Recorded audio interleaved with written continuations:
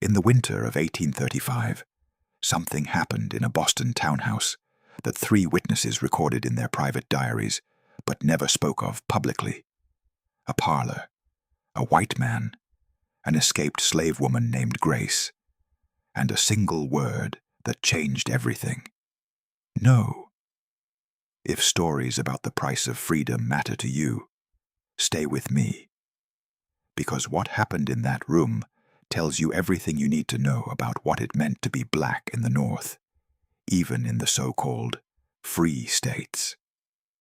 The thing they don't tell you about escaped slaves who made it to Boston is that freedom wasn't freedom. Not really. It was just a different kind of cage. Bigger, maybe, with better light, but a cage nonetheless. Grace arrived in Boston on an October morning in 1834, hidden beneath potato sacks in a merchant's wagon. She was 23 years old, though she looked older. That's what slavery does. It ages you from the inside out, wears you down until your body reflects every indignity you've survived. She'd run from a plantation outside Richmond, Virginia. Her master was a man named Thomas Whitfield, a tobacco planter who considered himself enlightened because he didn't separate families and allowed his slaves to marry. He thought this made him generous. He thought wrong. Grace had been born on that plantation, the daughter of a woman named Patience, who died in childbirth when Grace was 12. After that, Grace was raised by the other women in the quarters, taught to sew, to cook, to keep her eyes down and her mouth shut. They taught her how to survive. She learned young that survival meant understanding white folks' moods before they did, meant anticipating needs before they were spoken, meant making yourself useful but invisible, valuable but forgettable. It was an impossible balance, and Grace had been walking that tightrope her entire life. Then Thomas Whitfield's oldest son came home from university.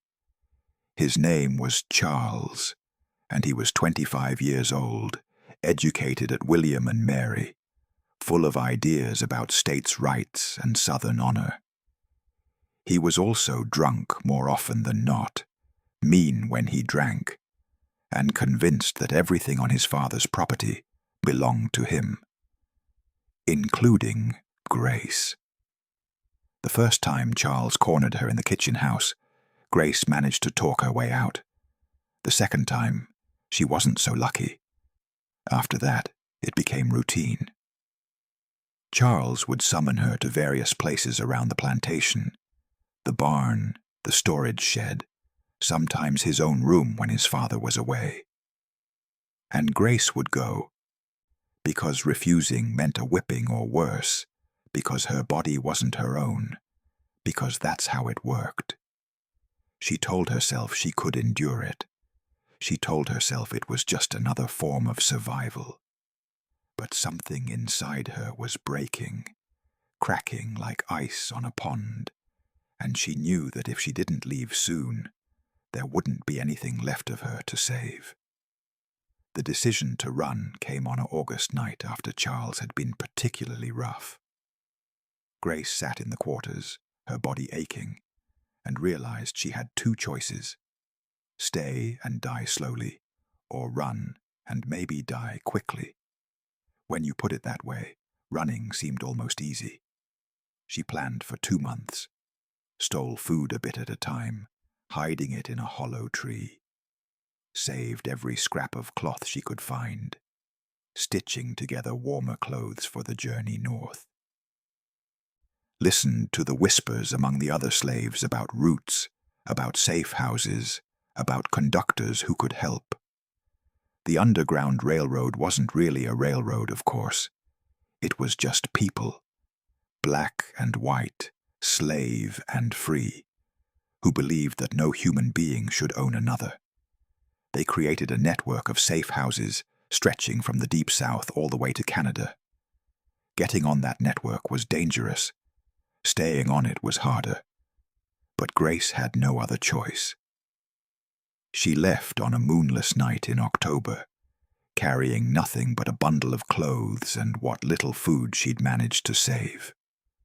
She walked for 3 nights, hiding during the day in woods and swamps, following the North Star and the instructions she'd memorized from whispered conversations. A Quaker family in Maryland hid her in their barn for 2 days. A free black man in Pennsylvania gave her a ride in his wagon, covered with hay. A white woman in New Jersey fed her and gave her a coat. Each time, Grace expected to be caught, expected to be returned, expected that moment of hope to be crushed. But it didn't happen. Somehow, impossibly, she made it to Boston. The city was overwhelming. Grace had never seen so many people, so many buildings, so much noise and movement. She'd never seen so many black people walking freely on the streets, working in shops, living in houses. It was like stepping into a different world. A conductor from the Underground Railroad, a black man named William Nell, who ran a small print shop, helped Grace get settled. He found her a room in a boarding house on the north slope of Beacon Hill, where many of Boston's free black community lived. He also found her work. "You can sew?" he asked. "Yes, sir." "Don't call me sir. We're not in Virginia anymore." William smiled. "There's a woman named Mrs. Elizabeth Chandler who needs a seamstress. She's white, but she's an abolitionist. Been helping escaped slaves for years. She'll pay you fair wages and won't ask too many questions." And that's how Grace ended up working in a townhouse on Mount Vernon Street, in the heart of Beacon Hill's wealthy white neighborhood. Mrs. Chandler was a widow in her 50s, trim and proper, with sharp eyes that missed nothing. Her husband had made his fortune in shipping and left her wealthy enough to do as she pleased.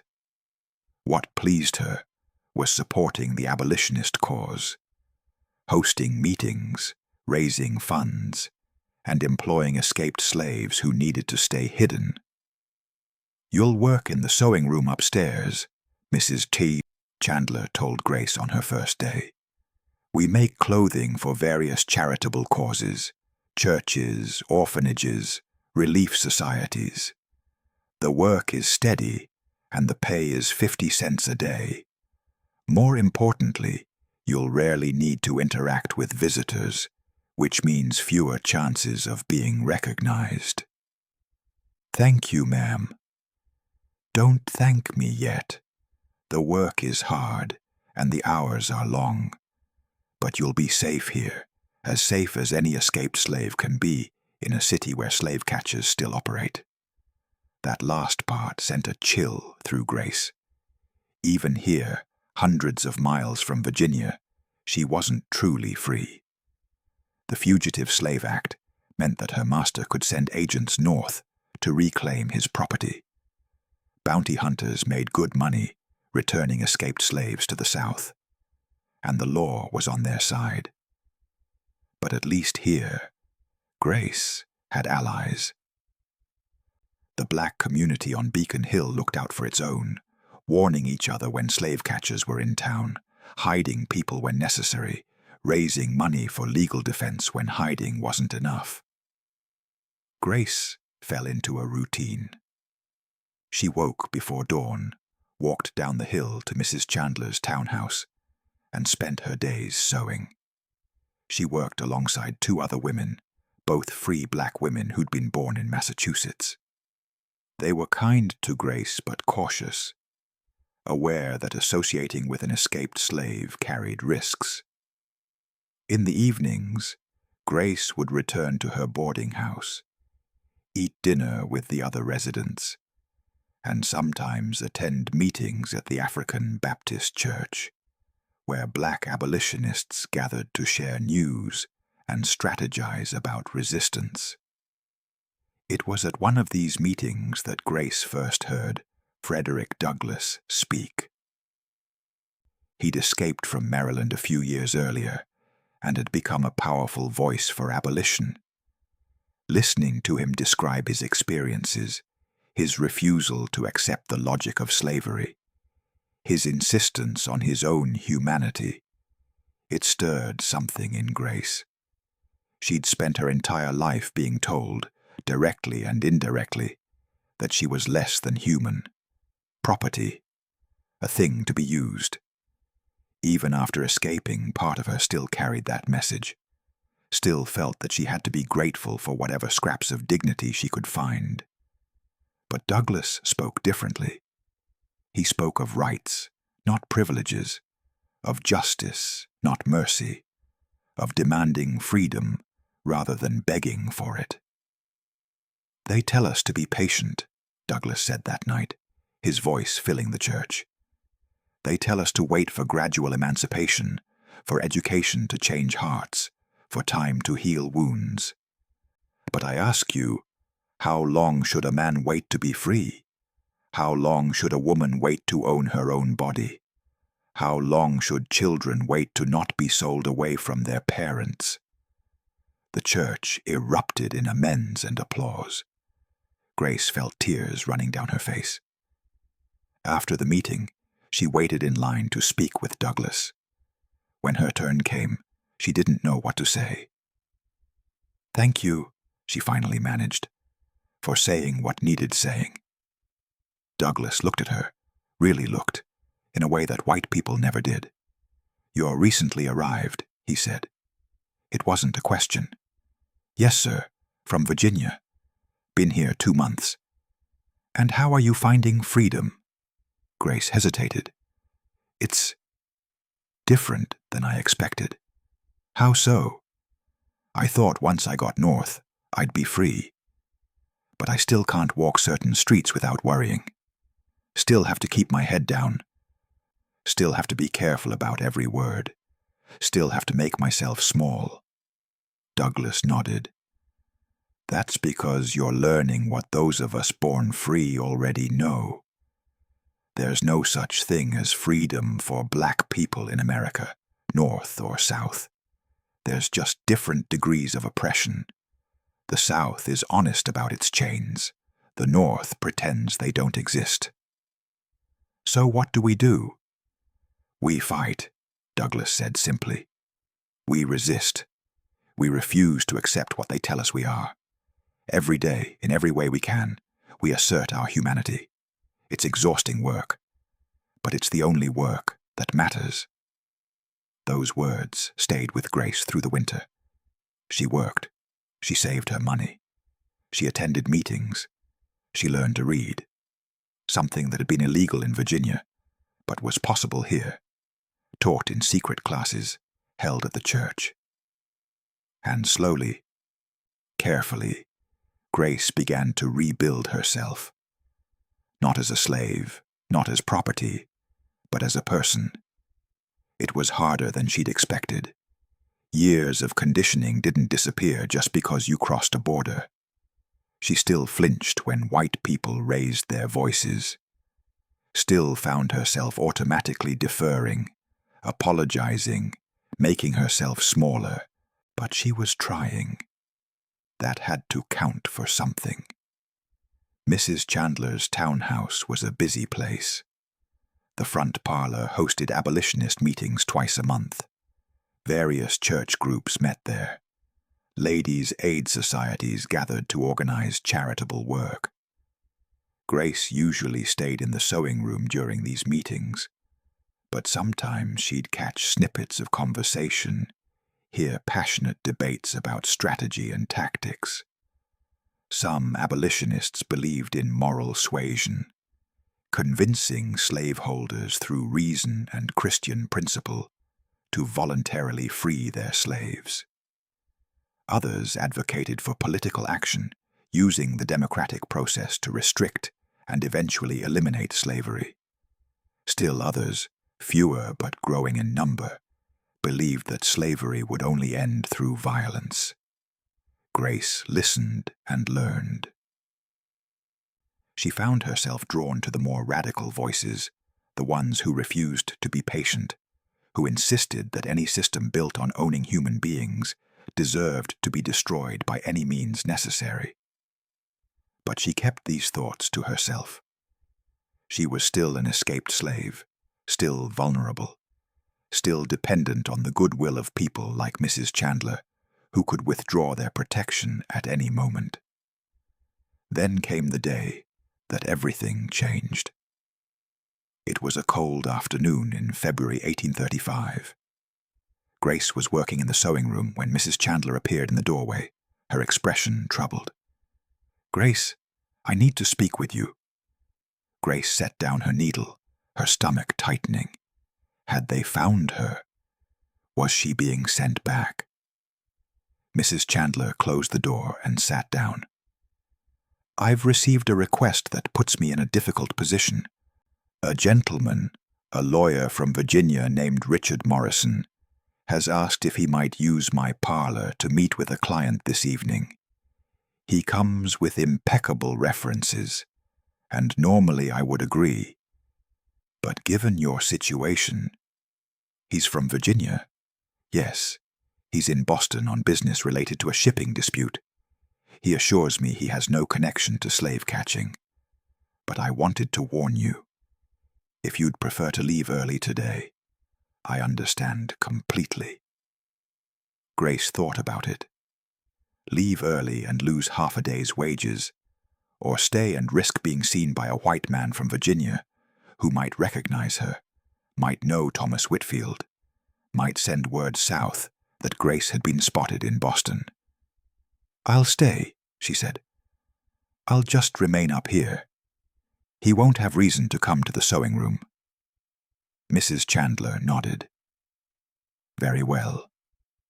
But if you feel unsafe at any point, you're free to leave through the back entrance." That evening, Grace heard the lawyer arrive, heard the rumble of male voices in the parlor below. She tried to focus on her work, but her hands were shaking. She'd been here for 4 months. 4 months of relative safety, of building a new life. She couldn't lose it now. She wouldn't lose it now. Around 7 o'clock, Grace heard footsteps on the stairs. Multiple sets. She froze. The door to the sewing room opened, and Mrs. Chandler appeared. Behind her was a white man in an expensive suit, tall, maybe 40 years old, with the kind of face that expected obedience. "Forgive the intrusion," Mrs. Chandler said, her voice tight. "Mr. Morrison needed to use the washroom, and I wanted to show him our charitable work while we're up here." The man's eyes swept the room and landed on Grace. She kept her head down, her heart pounding. "You employ Negro seamstresses," Morrison observed. "How progressive." "I believe in providing opportunities for all of God's children," Mrs. Chandler replied coolly. Morrison walked closer to Grace's workstation. Too close. Grace could smell his cologne, expensive and cloying. "What's your name, girl?" Grace's throat closed. In Virginia, she would have answered immediately, would have said whatever he wanted to hear. But she wasn't in Virginia anymore. "Grace," she said quietly. "Grace what?" "Just Grace, sir."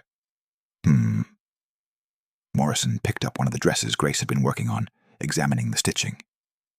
"Fine work. Were you trained in the South?" It was a trap. Grace knew it instinctively. If she said yes, he'd start asking questions. Where, when, under whom?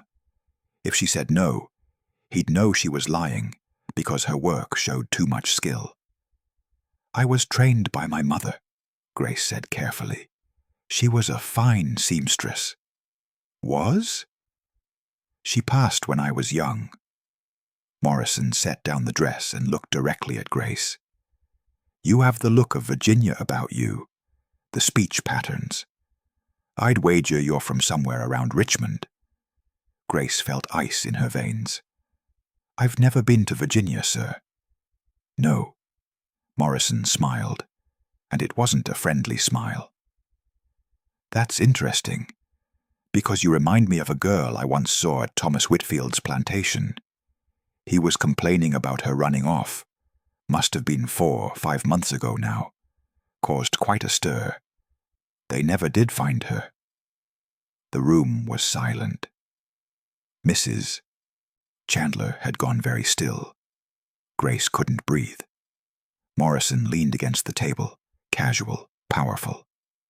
Mr. Whitfield is a friend of mine. Business associate, really. If I were to tell him I'd spotted his property in Boston, he'd be quite grateful. Probably post a substantial reward. Mr. Morrison, Mrs. Chandler said, her voice like steel.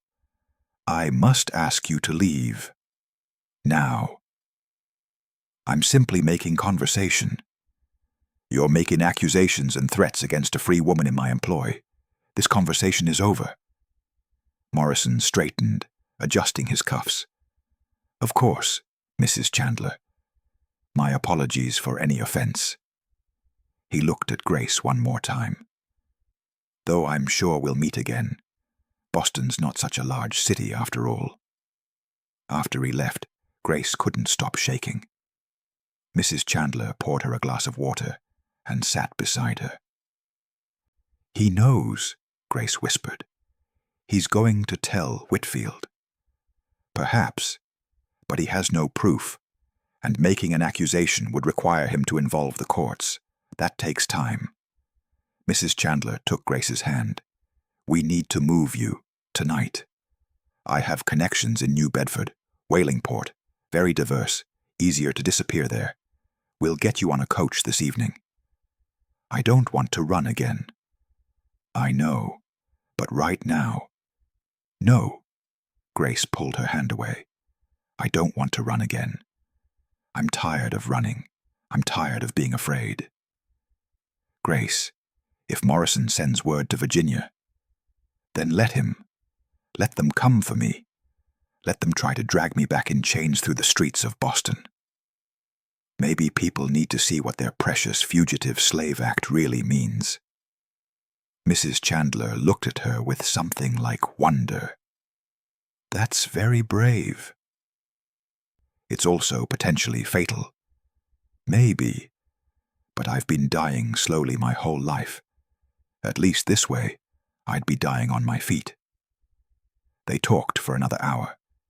Mrs. Chandler argued for caution, for strategy, for living to fight another day. Grace understood the wisdom in that. But something had shifted in her during Morrison's visit. Some last vestige of submission had burned away, leaving only anger and a strange, fierce clarity. She'd spent 23 years being afraid. She was done. The next morning, Grace went to the African Baptist Church and found William Nell in the small office behind the sanctuary. I need help, she said, but not the kind you usually give. What kind, then? The kind that fights back. William studied her for a long moment. Then he closed the door and sat down. Tell me what happened. Grace told him everything, about Morrison, about his threat, about her decision not to run. William listened without interrupting, his expression growing more serious. You understand what you're proposing, he said finally. If Whitfield sends slave catchers here, and you refuse to go quietly, people could get hurt. You could get hurt. Or worse. I know. You could also win. There's precedent. Escaped slaves who've fought their return in court, who've garnered enough public support that the authorities back down. But it's risky. Everything's risky. Running is risky. Hiding is risky. At least this way, I'm making a choice. William smiled. A sad, proud smile. Then we'll help you make the biggest impact possible. If they're coming for you anyway, let's make sure everyone in Boston knows about it. Let's turn your case into a cause. Over the next week, William and other abolitionists prepared for war. They alerted sympathetic journalists. They began organizing public meetings. They retained a lawyer, a young firebrand named Ellis Gray Loring, who specialized in defending escaped slaves. They even approached the mayor's office, making it known that any attempt to return Grace to slavery would be met with massive public resistance. And Grace? Grace went about her work at Mrs. Chandler's townhouse, sewing and waiting. The summons came 2 weeks after Morrison's visit. A federal marshal appeared at Mrs. Chandler's door with papers claiming that Grace was the escaped property of Thomas Whitfield of Richmond, Virginia, and ordering her to be returned to her rightful owner. The marshal was accompanied by 2 slave catchers, rough men hired to handle the physical work of capturing and transporting escaped slaves. They expected this to be routine. It wasn't. Mrs. Chandler refused them entry without a proper warrant. The marshal produced one, signed by a federal judge, completely legal under the Fugitive Slave Act. "Very well," Mrs. Chandler said coldly, "but this will not be quick or quiet, I assure you." She'd already sent a servant to alert William Nell and the church. By the time the marshal and his men entered the sewing room where Grace waited, a crowd was beginning to gather outside.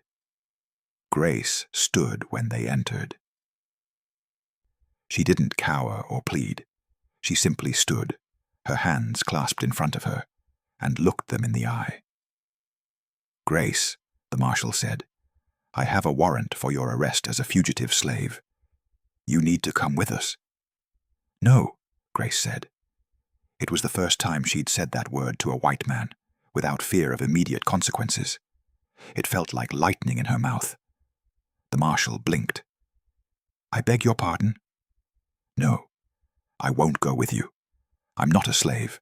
I'm a free woman, and you have no right to take me anywhere." One of the slave catchers moved forward, reaching for Grace's arm. She jerked away. "Don't touch me." "Look here, girl," the man started. "I am not a girl. I am a woman. My name is Grace, and you will address me with respect or not at all." The room was silent. Mrs. Chandler stood in the doorway, her eyes shining with tears. The marshal looked bewildered. This wasn't how these situations usually went. "Miss Grace," he tried again, "I understand your feelings, but the law is clear. You are the property of Mr. Thomas Whitfield, and he has the legal right to reclaim you." "I am no one's property," Grace said, her voice steady. "I was stolen from myself at birth, held against my will for 23 years, and subjected to horrors I wouldn't wish on my worst enemy. I escaped that hell, and I will not return to it. Not quietly, not willingly, not ever." From outside came the sound of voices, dozens of them, maybe hundreds. The crowd was growing. Word had spread quickly through the black community and among white abolitionists. People were gathering to witness what would happen next. The marshal looked nervous. "Miss Grace, please be reasonable. If you resist, we'll have to use force." "Then use force," Grace said. "Drag me out in chains in front of all those people. Show them what your precious law looks like in practice. Show them what it means when you call slavery legal." The slave catchers exchanged glances. This wasn't worth the trouble. But the marshal had a job to do. "I'm sorry," he said, and he sounded like he meant it. He nodded to the slave catchers. They moved toward Grace. She didn't fight, not physically, but she didn't cooperate either. When they grabbed her arms, she went limp, making them carry her dead weight. When they tried to shackle her wrists, she kept her hands in fists, forcing them to struggle. And all the while, she talked.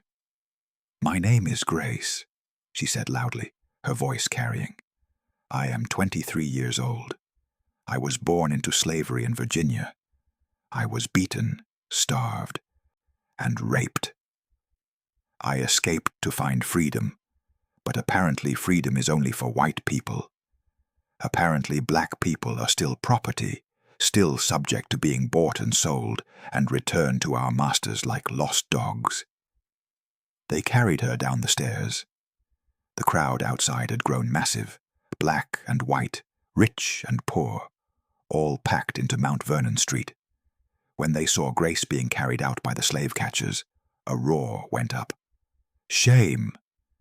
Let her go. This is Boston, not Charleston." The marshal tried to push through the crowd to his wagon, but people pressed close, not violent, but absolutely refusing to move. The slave catchers couldn't carry Grace and fight through the crowd at the same time. Ellis Gray Loring, Grace's lawyer, appeared with a new set of papers.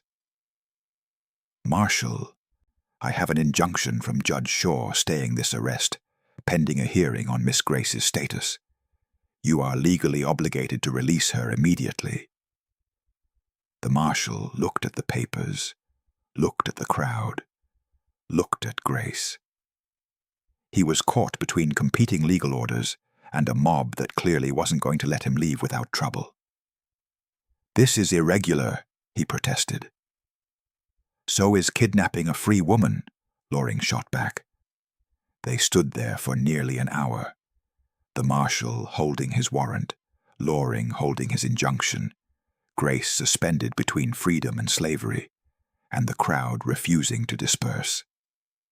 Finally, a police captain arrived and made the decision. "Release her," he told the marshal. "We'll sort this out in court." The slave catchers set Grace down. Her legs nearly gave out, adrenaline and fear catching up with her. But William Nell was there to steady her. The crowd cheered. The marshal and his men withdrew, furious but powerless. They'd be back. Grace knew that. This was just the first round. But she'd won it. She'd said no, and it had mattered. That night, the African Baptist Church held an emergency meeting. Over 300 people attended, the largest gathering Grace had ever seen. They discussed strategy, raised money for legal fees, and organized a defense network to protect Grace until her case could be heard. Frederick Douglass was there. He shook Grace's hand and said, "What you did today took more courage than most people have in a lifetime. You didn't just refuse to go back. You made them see you as human. That's the real revolution." But Grace knew the battle was far from over.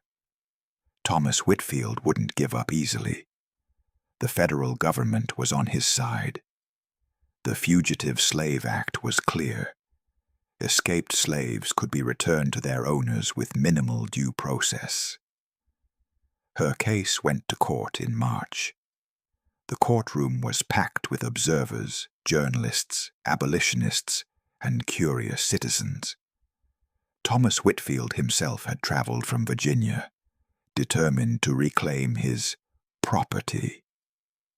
Whitfield took the stand and testified that Grace had belonged to him since birth, that she'd run away in October, that he'd invested considerable resources in her upbringing and training. He produced bills of sale, plantation records, testimony from his overseer. The evidence was overwhelming. Then Ellis Gray Loring stood up to cross-examine. "Mr. Whitfield, you claim Miss Grace is your property." "That's correct." "And you base this claim on what, exactly?" "On the fact that her mother was my property, which means Grace was born into my ownership, as the law clearly states." "The law of Virginia, you mean?" "Yes, naturally." "But we're not in Virginia, Mr. Whitfield. We're in Massachusetts. and Massachusetts law does not recognize slavery. In Massachusetts, Grace has always been free.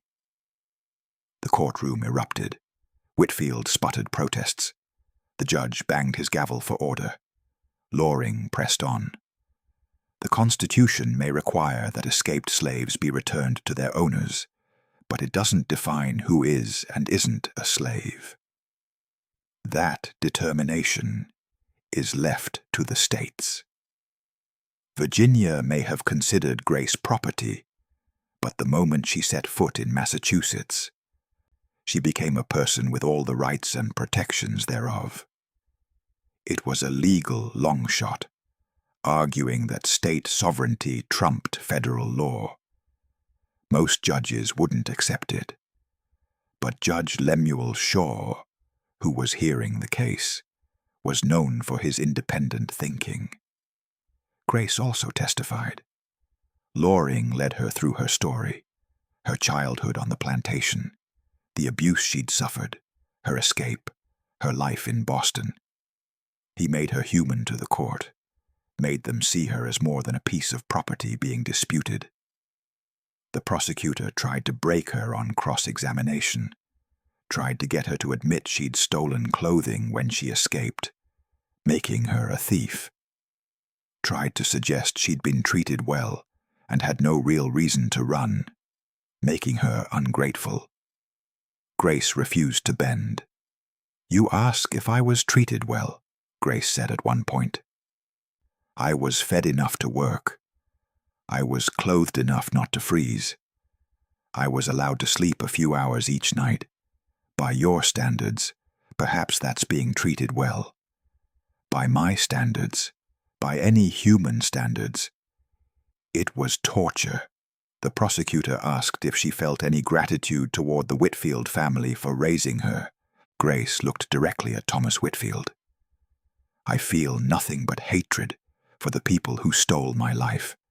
No gratitude, no affection. Only the fervent hope that someday they'll understand what they've done and spend the rest of their lives drowning in shame." The courtroom went silent. Judge Shaw took 2 weeks to render his decision.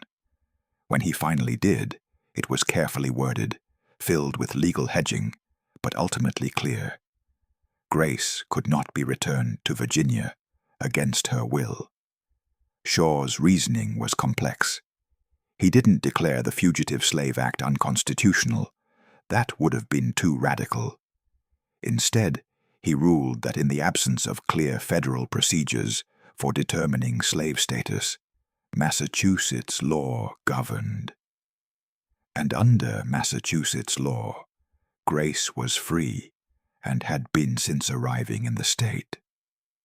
It was a technical victory, one that wouldn't necessarily apply to other cases, but it was a victory nonetheless. Grace walked out of that courtroom a free woman, not just in practice, but in law. The celebration lasted for days. The black community of Boston held parties, church services, public gatherings. Grace found herself the center of attention, which made her uncomfortable. She hadn't fought for glory or recognition. She'd fought because she had no other choice. But William Nell pulled her aside at one of these gatherings and said something that stuck with her. "You think you were just saving yourself," he said. "But you did more than that. You showed every escaped slave in Boston, in Massachusetts, in the whole North, that resistance is possible. That saying no can work. That's worth celebrating." Grace nodded. But she couldn't shake the feeling that her freedom was still fragile, still dependent on the goodwill of judges and the sympathy of crowds. What would happen to the next escaped slave, whose case went to a different judge? What would happen when public attention moved on to something else? She shared these concerns with Frederick Douglass when he visited Boston a few weeks after the trial. "You're right to worry," Douglass told her. One legal victory doesn't change the system. Slavery is still legal in half the country. The Fugitive Slave Act is still on the books. Your freedom is real, but it's also precarious. So what do? We keep fighting, every day, in every way we can. We help other escaped slaves. We expose the cruelty of slavery. We organize, we protest, we make it impossible for people to ignore what's happening. And eventually, though it may take years, maybe decades, we win. Will we? Grace asked. Sometimes it feels like we're fighting the ocean. Douglas smiled. Maybe, but oceans can be crossed, mountains can be climbed, and institutions that seem permanent can crumble overnight. I've lived long enough to see things change that I was told would never change. So yes, I believe we'll win. The question is how long it takes and how many lives it costs. Grace stayed in Boston. She continued working for Mrs. Chandler, though her fame from the trial made it impossible to remain completely anonymous. She became involved in abolitionist work, speaking at meetings, helping newly arrived escaped slaves, raising money for legal defense funds. She also met a man, a free black carpenter named James, who'd been born in Massachusetts, but whose parents had escaped from Maryland. They married in 1836, and over the next several years, they had 3 children. Grace never returned to Virginia, never saw Thomas Whitfield again. But she thought about him sometimes, wondered if he ever questioned the system that had allowed him to own human beings, wondered if he lay awake at night thinking about the people whose lives he'd destroyed. Probably not. Men like Whitfield rarely questioned themselves. But Grace took some small satisfaction in knowing that she'd cost him something, if not money, though the trial had been expensive, then at least pride. She'd been his property, and she'd rejected him. She'd said no, and made it stick. The moment in Mrs. Chandler's sewing room, when Morrison had threatened her and she'd felt that old familiar fear, stayed with Grace for the rest of her life. Not because it had been terrible, but because it had been a turning point. Before that moment, she'd been running from Virginia, running from her past, running from confrontation. After that moment, she'd stood still. She'd planted her feet and refused to move, and the world had bent around her rather than the other way around. That's what freedom really meant, she realized. Not the absence of chains, not even the presence of legal rights. Freedom was the ability to say no to white men, to unjust laws, to systems designed to crush you, and have that refusal mean something. In Mrs. Chandler's parlor, years later, Grace would sometimes tell this story to other escaped slaves who came through seeking help. She'd describe the fear, the uncertainty, the terrible risk of standing up. But she'd also describe the power of that single word, no. They tell you that you can't say no, she'd explain. They tell you that from the moment you're born, that your body isn't yours, that your life isn't yours, that you exist only to serve. And after hearing it your whole life, you start to believe it. You forget that you have a voice, that you have choices. She'd pause, looking at whoever she was speaking to, usually a young woman, newly escaped, terrified of being caught. But you can say no. It might cost you everything. They might drag you out in chains anyway, but you can say it. And sometimes, not always, but sometimes, it makes all the difference. The women she told this to would nod, though Grace could see in their eyes that they didn't quite believe it yet. That was fine. She hadn't believed it either until she'd tried it. Grace lived to see the Civil War, saw her adopted state of Massachusetts send black soldiers south to fight for the Union, saw the Emancipation Proclamation, though it didn't apply to her since she'd already been free, saw the 13th Amendment finally, officially, end slavery in every state. She was 53 years old when the war ended, old enough to remember what slavery had been, young enough to help build what freedom could be. Her children grew up free, truly free, not just legally but in spirit. They went to school. They learned to read and write. They had choices about their lives. And Grace made sure they understood what that freedom had cost, how recently it had been won, how fragile it still was. Your grandmother was a slave, she'd tell her grandchildren. Your great-grandmother died a slave. I was born a slave, but you were born free. Never forget what that means, and never forget the people who fought to make it possible. By the time Grace died in 1891, she'd lived more of her life free than enslaved. She'd built a family, a community, a legacy. She'd gone from being Thomas Whitfield's property to being Grace Morrison, wife, mother, abolitionist, survivor. At her funeral, William Nell, now elderly himself, gave a eulogy that captured what Grace had meant to Boston's black community. Grace was not a perfect person, he said. She made mistakes. She struggled.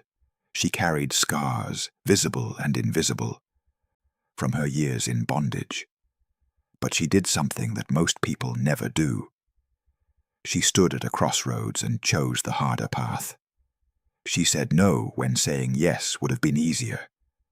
And in doing so, she showed us all what courage really looks like. The church was packed, not just with family and friends, but with people who'd heard Grace's story over the years, who'd been inspired by it, who'd drawn strength from knowing that resistance was possible. Because that's what Grace's life had proven. Not that freedom was easy or automatic. Not that the North was some promised land where racism didn't exist. But that even in the worst circumstances, even when the law and society and every institution was arrayed against you, it was possible to stand up, to refuse, to insist on your own humanity. The story of what happened in Mrs. Chandler's parlor in 1835, when Grace looked a white man from Virginia in the eye and said no, became part of Boston's abolitionist lore. It was told at meetings, written about in pamphlets, used as a rallying cry for resistance. But the deeper truth, the one that Grace herself understood, was simpler. She'd spent 23 years being told she couldn't say no, being beaten for saying no, being sold, abused, and exploited because no one cared whether she said no. And then, in a moment when everything was at stake, she'd said it anyway. Not loudly, not dramatically, just firmly, clearly, with absolute certainty. No. That word, that refusal, had changed her life. Not because it magically solved everything, but because it reminded her of something she'd almost forgotten, that she was a person, not property, that her voice mattered, that she had the right to refuse what others tried to force on her. It's a simple thing, saying no. Children do it all the time. But for someone who'd been enslaved, who'd been raised to believe that her only value lay in obedience, it was revolutionary. Grace's great-granddaughter, who became a teacher in Boston's public schools, would later write about her ancestor's life. She'd interview the few remaining people who'd known Grace, collect documents and letters, piece together a fuller picture of what had happened. In the introduction to her book, she'd write, "My great-grandmother's story is not unique. Thousands of enslaved people resisted their bondage in ways large and small. What makes her story worth telling is its simplicity. She didn't lead a rebellion. She didn't rescue hundreds of people. She simply said no at a moment when no was forbidden, and that single act of refusal rippled outward, inspiring others, challenging systems, proving that change was possible. Today, if you walk through Boston's Beacon Hill neighborhood, you might pass the building where Mrs. Chandler's townhouse once stood. It's been renovated, modernized, turned into expensive condominiums. There's no plaque marking what happened there. But the story remains, passed down through families, recorded in books, taught in schools. The story of a woman who couldn't believe she could say no to a white man, until the moment she did. Because that's what we forget sometimes in our comfortable modern lives. We forget how recently these freedoms were won. We forget the individual moments of courage that added up to social change. We forget the people like Grace, who risked everything for the right to be recognized as human. So remember her. Remember Grace, who ran from Virginia with nothing but hope and determination, who built a life in Boston despite constant fear, who stood in a sewing room and said no when it would have been so much easier to say yes. Remember that freedom isn't just about laws or rights or documents. It's about the ability to refuse, to resist, to insist on your own worth even when everyone tells you you're worthless. Grace learned that lesson the hard way. She paid for it with years of fear and pain, but she also knew deep in her bones that it had been worth it. Because once you say no and mean it, once you assert your humanity and refuse to back down, something changes. Not just in the world, but in yourself. You remember that you're free. Not because someone granted you freedom, but because freedom is the natural state of human beings, and no law or institution can truly take it away unless you let them. Grace didn't let them. And that refusal, that resistance, that quiet, revolutionary no, is why her story matters. So what do you think? How many other stories like Grace's are buried in history, forgotten or deliberately erased? How many people said no when we were told no one did? How many acts of resistance never made it into the official records? If you believe these stories matter, if you think the truth about slavery and resistance needs to be told fully and honestly, then remember Grace. Tell her story. Make sure she's not forgotten. Because history isn't just about the big moments, the famous names, the dramatic events. It's about people like Grace, ordinary people who did extraordinary things simply because they refused to accept what they were told was inevitable. That's a lesson worth learning. That's a story worth telling. That's a legacy worth honoring. Grace said no and changed everything.